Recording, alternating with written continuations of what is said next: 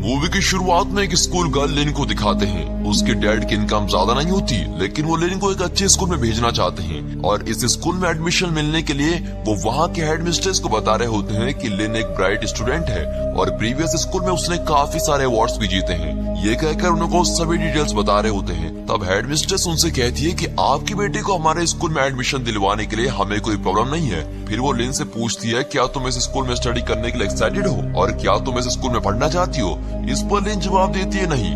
तब head mistress पूछती है, क्यों नहीं पढ़ना है? क्या ये स्कूल तुमको खराब लगता है? अब लिन जवाब देती है, नहीं वो बात नहीं है, मेरे डैड की इनकम बहुत कम है और वो बहुत मेहनत करके कमाते हैं। अगर मैं इस स्कूल में पढ़ूंगी तो लगभग साल में 1.5 लाख रुपए खर्च हो जाएंगे। तब हेड मिस्ट्रेस कहती है, नहीं 1.5 लाख नहीं, स्कूल की फीस करीबन 1,20,000 है। तब लिन उसके सामने लंच एक्सपेंस, पेट्रोल एक्सपेंस जैसे साल में होने वाले एक्सपेंसेस की एक लंबी कैलकुलेशन बता देती है और वो भी कोई बिना पेपर पेन यूज किए हुए।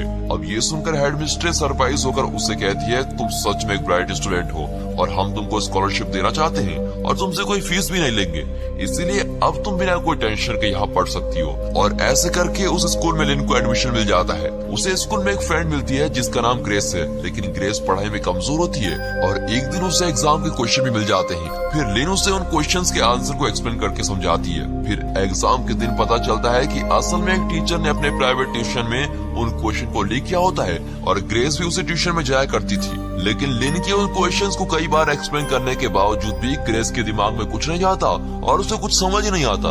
अब एग्जाम के चलते समय वो कुछ नहीं लिख पाती। उसे देखकर लिन उसे हेल्प करना चाहती है। अब एग्जाम में ABCD ऑप्शन आते हैं और सिर्फ एक ऑप्शन मार्क करना होता है, इसीलिए लिन तुरंत सभी आंसर्स को मार्क कर देती है और उन आंसर्स को एक इरेजर पर लिख देती है। फिर उस इरेजर को अपने शू में डालकर उसे ग्रेस के पैर की तरफ फेंक देती है। अब ग्रेस भी उस इरेजर में देखकर आंसर को मार्क कर लेती है, लेकिन अब क्योंकि लिन के पास उसका शू नहीं है, इसलिए ग्रेस अपने एक शू को उसकी तरफ पास करती है, लेकिन वो शू वॉकिंग स्पेस में जाकर रुकता है और फिर टीचर के देखने से पहले लिन उठकर उस शू को पहनकर आंसर शीट को सबमिट करती है और बाहर आ जाती है। फिर क्लास के बाहर आकर ग्रेस उसको थैंक कहती है और ग्रेस का लवर पैट भी आकर उसको थैंक कहता है और पैट उसे एक पेमेंट भी देता है। पेमेंट लेने से इनकार करती है, लेकिन फिर उसे एक सच पता चलता है, इस स्कूल में उसको स्कॉलरशिप तो मिली है, लेकिन उसके डैड फीस दे रहे होते हैं और इस बात की खबर लिन को नहीं होती है। ये बात पता चलते ही लिन को बहुत ही बुरा लगता है, क्योंकि उसके डैड की इनकम बहुत ही लो है और वो सब कुछ कैसे हैंडल कर पाएंगे। इस तरह सोचकर वो पैट के ऑफर को एक्सेप्ट कर लेती है और पेमेंट ले लेती है।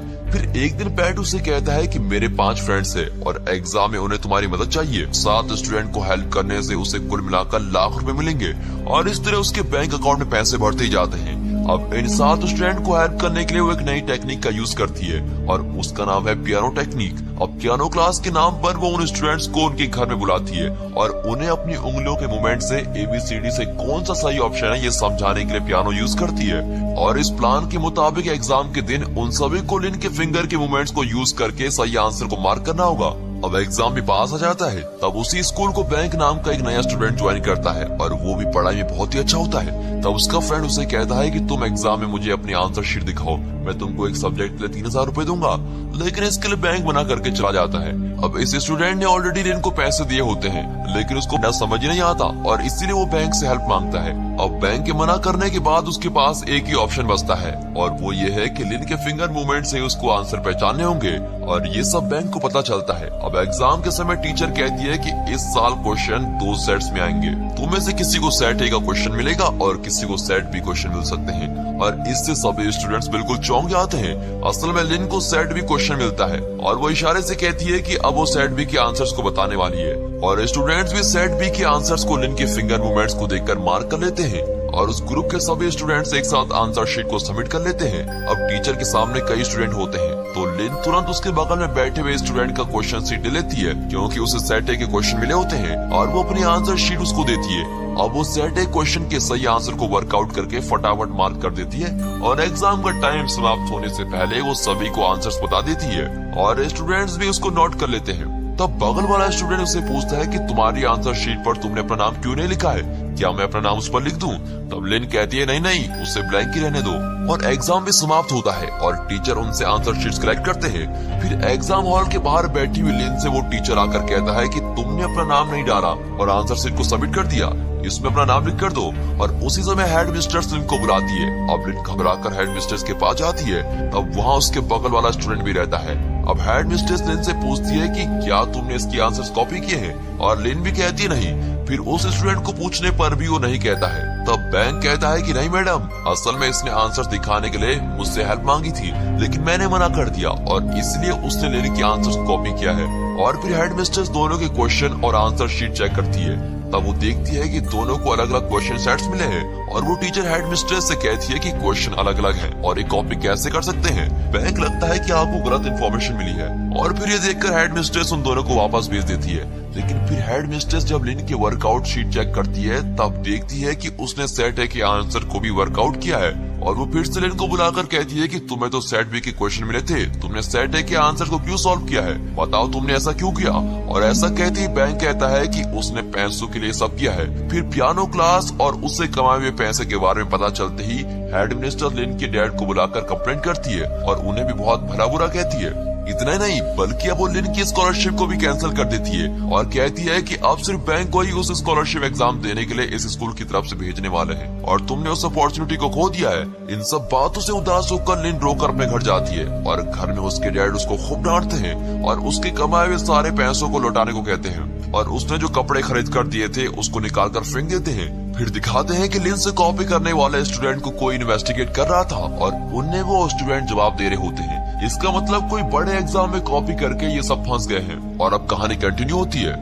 यहाँ ग्रेस पैट के पेरेंट्स से मिलने आई होती है और वहाँ सभी मिलकर डिनर करते हैं। तब पैट के पेरेंट्स ग्रेस से कहते हैं कि हम पैट को फॉरेन कंट्री के लिए एक प्राइवेट कॉलेज में स्टडी के लिए भेज रहे हैं और वहाँ उसे स्कॉलरशिप भी मिल सकती है। पैट तुम्हारे साथ रहकर बहुत अच्छी पढ़ाई करने लगा है और अच्छे स्कोर्स भी लाता है, इसलिए तुम भी उसके साथ उस कॉलेज में जाकर पढ़ोगी तो अच्छा ही होगा और तुम्हारी सारे एक्सपेंसेस को हम स्पॉन्सर करेंगे। तुम बस इसके साथ रहकर उस एंट्रेंस एग्जाम में से पास करवा दो, बाकी हम सब संभाल लेंगे और आगे चलकर हम तुम्हारी शादी भी करवा देंगे। फिर ग्रेस जाकर लिन से उस एंट्रेंस एग्जाम में पास होने के लिए उससे हेल्प मांगती है और उस बड़े एंट्रेंस एग्जाम में चीट करना बिल्कुल भी मुमकिन नहीं होता, इसलिए लिन पहले उसे मना कर देती है। लेकिन कुछ समय बाद वो मान जाती है क्योंकि उसने एक बहुत ही अच्छा तरीका सोचा होता है और वो ये है कि इस एंट्रेंस एग्जाम को वर्ल्ड के सारे कंट्रीज के स्टूडेंट्स एक ही टाइम पर लिखेंगे।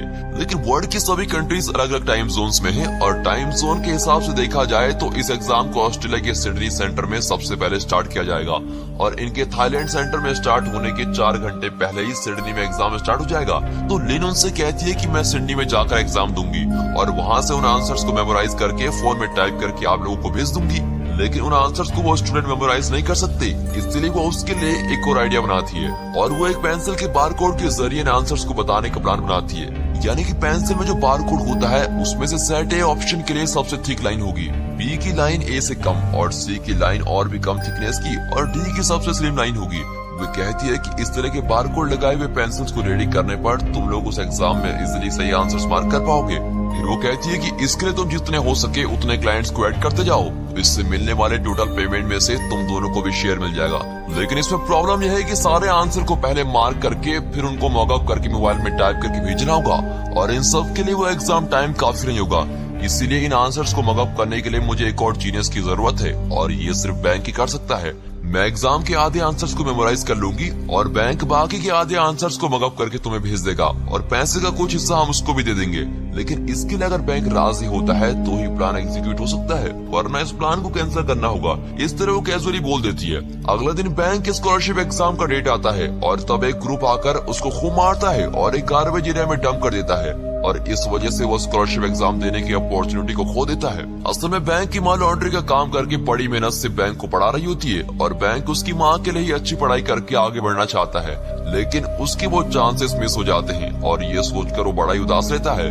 उस समय लिन बैंक से मिलने आती है और कहती है सॉरी तुम उस एंट्रेंस एग्जाम को नहीं दे पाए, लेकिन तुम हिम्मत मत हारो, अभी तुम अच्छे पैसे कमा सकते हो और फिर एक प्राइवेट कॉलेज में जाकर स्टडी कंटिन्यू कर सकते हो और अगर तुम इंटरेस्टेड हो तो इस एड्रेस और वो भी उस एड्रेस पे पहुंच जाता है और वहां जाने पर लिन उसे A to Z सभी चीजें बता देती है। तब बैंक अपने शेयर के बारे में पूछता है और लिन उसको कहती है कि तुम्हें 10 लाख रुपए मिलेंगे। फिर वो लिन से पूछता है कि तुम्हारा शेयर कितना है। लिन कहती है कि मेरा शेयर 20 लाख है और ये सुनते ही बैंक चौंक जाता है। अब वो प्रैक्टिकली हर चीज को प्लान करना शुरू करते हैं। यानी कि कैसे बात करनी है, कैसे एग्जाम लिखना है और इस तरह की बातें पहले से प्लान करके प्रिपेयर रखते हैं। और इतना ही नहीं बल्कि अगर एग्जाम में चीटिंग करते हुए पकड़े गए तो उन्हें क्या जवाब देना होगा और कैसे एक्टिंग करनी है, ये सब बातें वो रिहर्सल करते हैं। अब वे कई बार पकड़े जाने पर क्या करना है इसकी प्रैक्टिस करते रहते हैं। अगर लिन पकड़ी जाती है तो उसको क्या जवाब देना होगा ये भी प्रैक्टिस करते हैं। फिर लिन पैट से पूछती है कि अगर बैंक पकड़ा गया तो तुम क्या जवाब दोगे। तब पैट एक्टिंग करते हुए कहता है कि नहीं, असल में मेरी और उसकी नहीं बनती, इसीलिए वो झूठ कह रहा है और इस तरह बैंक के बारे में गलत बातें बोल देता है। तब उसी फ्लो में वो कह देता है कि बैंक को किसी ने मारकर गार्बेज में फेंक दिया था। अब ये सुनकर बैंक गुस्से में आकर पैट से लड़ाई करने आता है, क्योंकि असल में गुंडों को भेजकर बैंक को मारने का काम पैट ने किया था। और ये बात बैंक ने पहचान ली, क्योंकि बैंक ने सबको बताया होता है कि किसी ने उसको मारा था और इसीलिए वो एग्जाम नहीं दे पाया। लेकिन उसने गार्बेज वाली बात किसी को नहीं बताई थी कि उसको गार्बेज में फेंक दिया था। और ये सब समझते ही बैंक बहुत गुस्सा हो जाता है। तब लिन कहती है कि मुझे इस बारे में कुछ नहीं पता, लेकिन बैंक उस पर विश्वास नहीं करता और वो वहाँ से चला जाता है। फिर वो खुद ही लिन से मिलने आता है और कहता है जो हो गया सो हो गया, मुझे अब पैसे चाहिए, लेकिन हमें ये चीटिंग करनी होगी। फिर वे दोनों अच्छी तरह से पढ़ाई करते हैं और ऑस्ट्रेलिया के सिडनी सिटी में जाते हैं। अब उस एग्जाम में 4 सेक्शन होते हैं और पहले सेक्शन को 45 मिनट में कंप्लीट करना होगा। उस 45 मिनट में सारे सही आंसर्स को मार्क करके उन्हें दोनों मगअप कर लेते हैं। फिर उसके बाद जो 10 मिनट का ब्रेक मिलता है, उस ब्रेक में दोनों बाथरूम में जाते हैं और उनके फोन्स को उन्होंने एक प्लास्टिक कवर में रैप करके बाथरूम के फ्लश टैंक में डाला होता है। अब बाथरूम में जाते ही उस फोन को निकाल कर लिन सारे आंसर्स को टाइप करके भेज देती है, लेकिन बैंक आंसर्स नहीं भेजता, बल्कि वो उस व्हाट्सएप ग्रुप में मैसेज करता है कि मुझे एक्स्ट्रा 10 लाख रुपए देने पड़ेंगे तुम्हें और फिर ही मैं तुम्हें आंसर भेजूंगा। और ऐसी सिचुएशन में जब वो ऐसी धमकी देता है तो सारे स्टूडेंट्स टेंशन में आ जाते हैं। और इतना ही नहीं, वो तुरंत उन्हें पैसे भेजने को कहता है और तब एक स्टूडेंट मैसेज करती है कि मेरे पास अभी सिर्फ 4 लाख रुपए हैं और वो पैसे मैं तुम्हें भेजती हूँ, तुम प्लीज आंसर भेज दो। फिर वो पैसे मिलने पर आंसर को टाइप करके भेज देता है। और यहाँ ये दोनों पेंसिल को रेडी करने से लेकर उन पर आंसर्स के लेबल बनाकर स्टिक करना और उन पेंसिल को एग्जाम देने वाले स्टूडेंट तक पहुँचाना, ये सब काम को फटाफट निपटाते हैं। और इतना ही नहीं, उन स्टूडेंट्स को एग्जाम हॉल तक पहुंचाने के लिए बाइक ड्राइवर्स को भी रख लेते हैं। अब इस तरह से यहाँ सभी स्टूडेंट्स पूरी तैयारी के साथ रहते हैं। अब सिडनी में ये दोनों सेक्शन 1 की आंसर को भेजकर वापस आकर नेक्स्ट सेक्शन के एग्जाम को लिखते हैं। फिर उस एग्जाम के ब्रेक में फिर से बाथरूम में जाकर आंसर्स को टाइप करके भेजते हैं। लेकिन इस समय बैंक फंस जाता है। वो बहुत देर तक बाथरूम में होता है, जिसे सुपरवाइजर हायर स्टाफ को कंप्लेंट कर देता है और उस एग्जाम का काउंसलर वहाँ आता है। फिर वो डोर नॉक करते हुए उसे कहता है कि तुम अब डोर ओपन नहीं करोगे तो मैं डोर तोड़ दूंगा और अंदर आ जाऊंगा। और ऐसे घबरा देने वाले सिचुएशन पर भी वो सारे आंसर्स को भेज देता है और फटाफट सारे मोबाइल की हिस्ट्री को डिलीट कर देता है। फिर फ्लश टैंक के लिड को ओपन करते ही वो नीचे गिरकर टूट जाता है और इसका एक पीस बाहर जाकर उस काउंसलर के पास गिरता है और इससे उन्हें शक होने लगता है। अब वो फोन को टॉयलेट में डालकर फ्लश करने की कोशिश करता है, लेकिन वो ठीक तरह से फ्लश नहीं होता। अब तक काउंसलर दरवाजे को तोड़कर अंदर आ जाता है और बैंक को चीटिंग करते हुए पकड़ लेता है। यहाँ लिन भी सभी आंसर को भेज देती है, लेकिन उस फोन को वापस रखने का समय नहीं होता, क्योंकि इसके बाथरूम के बाहर भी एक सुपरवाइजर उसको बाहर आने के लिए कह रही होती है। इसलिए वो झट से फोन को अपने शू के अंदर रखकर बाहर आ जाती है। अब वो सोचती है कि एग्जाम हॉल के अंदर जाने से पहले चेकिंग होगी, तो अगर चेकिंग हो गई तो वो पकड़ जाएगी। इसलिए वो ड्रिंकिंग वाटर के मशीन के एक गैप में उस फोन को छिपा देती है और पानी पीकर वहाँ एग्जाम हॉल में जाकर बैठ जाती है। वाह क्या दिमाग है। अब इस एग्जाम के आखिरी सेक्शन यानी सेक्शन 4 के आंसर लिखने होते हैं। अब बैंक के पकड़े जाने से लिन को भी घबराहट होती है और वो इस सेक्शन के दौरान बिल्कुल भी कंसंट्रेट नहीं कर पाती और वो ज्यादातर आंसर्स को मेमोराइज नहीं कर पाती। तब उससे वो पियानो क्लास याद आती है और वो आंसर्स को एक सॉन्ग की तरह बनाकर मेमोराइज कर लेती है। फिर वो अपने पेंसिल को मुंह में डालकर आंसर शीट पर जानबूझकर वोमिट करती है और कहती है मेरी तबीयत ठीक नहीं है, मुझे यहाँ से जाना है। और ऐसा कहते हुए वो हॉल से बाहर निकलती है और उसी समय लिन के डैड उस फैक्ट्री में पहुंच जाते हैं और उनसे पूछते हैं कि मेरी बेटी कहाँ है, क्या तुम फिर से कोई चीटिंग कर रहे हो।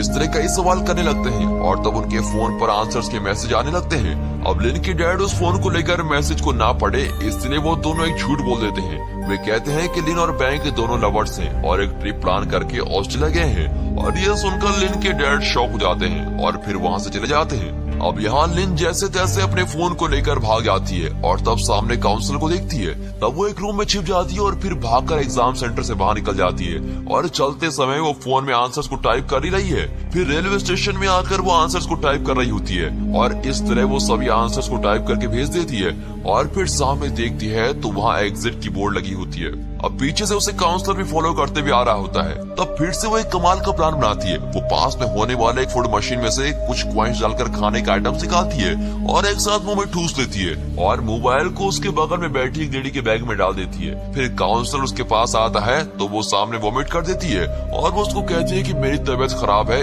इसलिए मैं वहाँ से तेजी से भाग गई थी क्योंकि मुझे फटाफट घर जाना है। तो अब उसके भागने का रीजन भी वैलिड है और उसके पास मोबाइल भी नहीं है। इसका मतलब अब उस पर कोई भी शक नहीं कर सकता। लेकिन अपने आंसर शीट में वोमिट करने से वो उस एग्जाम में पास नहीं हो सकती क्योंकि उसकी आंसर शीट खराब हो गई है। फिर यहाँ ये दोनों उन पेंसिल्स को रेडी करते हैं और आंसर्स के लेवल को बनाकर उसमें फटाफट स्टिक कर देते हैं। फिर वे स्टूडेंट्स अपने अपने ड्राइवर्स के साथ उस एग्जाम हॉल में पहुंच जाते हैं और सभी स्टूडेंट्स उस एग्जाम को कंप्लीट कर देते हैं। फिर लिन अकेली एयरपोर्ट में आकर उतरती है और वो उनसे अपने आंसर शीट के खराब होने के बारे में बताती है और बैंक के फंस जाने के बारे में बताती है और वो कहती है कि बैंक ने पूरा ब्लेम खुद पर ही लिया है और उसने हम में से किसी का भी नाम नहीं लिया है, इसलिए तुम सेफ हो। लेकिन बैंक को अब ब्लैकलिस्ट कर दिया गया है और वो इस एंट्रेंस एग्जाम को फ्यूचर में कभी भी नहीं दे पाएगा। और ये कहकर वो बड़ी सैड हो जाती है। तब उसके सामने उसके डैड आकर खड़े हो जाते हैं और उसको घूरते हुए पूछते हैं तुमने ऐसा क्यों किया, और लिन को कुछ समझ नहीं आता कि उनसे क्या कहना है। तब डैड पूछते हैं कि तुम और बैंक प्यार करते हो, इस बात को तुमने मुझसे क्यों नहीं बताया और तुम दोनों ऑस्ट्रेलिया तक चले गए। ठीक है चलो अब तुम बैंक को साथ लेकर चलो, हम डिनर करके आगे बात को डिस्कस करेंगे। तब इतने अच्छे डैड से मैंने झूठ क्यों बोला, ये सोचकर वो उनको हक करती है और जोर से रो पड़ती है। अब वो उनको सब कुछ बता देती है और यहाँ इसकी हेल्प से एग्जाम देने वाले सभी स्टूडेंट्स को 1460 मार्क्स मिलते हैं क्योंकि सबने सेम आंसर्स लिखे होते हैं। अब लिन सभी बातों को अपने डैड को बताकर अपने शेयर के पैसों को भी लेने से इनकार कर देती है। उसके फ्रेंड्स उसे कहते हैं कि एटलीस्ट तुम अपने पैसे तो ले लो क्योंकि बैंक ने भी अपने शेयर के $2 मिलियन ले लिए हैं। इस पर लिन साफ मना कर देती है और कहती है मुझे वो पैसे नहीं चाहिए। फिर उनकी चीटिंग करने वाली बातें उनकी स्कूल तक पहुंच जाती है और लिन और बैंक को उस स्कूल से निकाल दिया जाता है। और फिर लिन एक स्कूल टीचर की जॉब के लिए अप्लाई करती है और वो एक मीडियम सैलरी वाली जॉब होती है। उतने पैसे काफी है सोचकर वो टीचिंग की जॉब करती है। फिर एक दिन बैंक लिन को उससे आकर मिलने के लिए मैसेज करता है और वो भी वहाँ जाती है तो देखती है कि अपनी माँ के लॉन्ड्री के काम को आसान करने के लिए बैंक ने कई वॉशिंग मशीन खरीद कर रखी होती है। और बैंक आकर उससे कहता है कि हमने सिर्फ एक एग्जाम ही दिया है और इस तरह GAT और PAT नाम के एग्जाम भी होते हैं और इन एग्जाम को ढेर सारे स्टूडेंट्स लिखते हैं और अगर इन स्टूडेंट्स को हम हेल्प करते हैं तो हम लाखों रुपए कमा सकते हैं। लेकिन लिन उससे कहती है कि मैं अब तक बहुत गलतियां कर चुकी हूँ और आगे उन गलतियों को फिर से दोहराना नहीं चाहती। अब मैं ये नहीं कर सकती और तुम मुझे छोड़ दो। अब ये कहने पर बैंक उसे ब्लैकमेल करते हुए कहता है कि अगर तुम मुझको चीट करने में हेल्प नहीं करोगी तो मैं सबको बता दूंगा कि तुमने मेरे साथ मिलकर उस एंट्रेंस एग्जाम में चीटिंग की थी।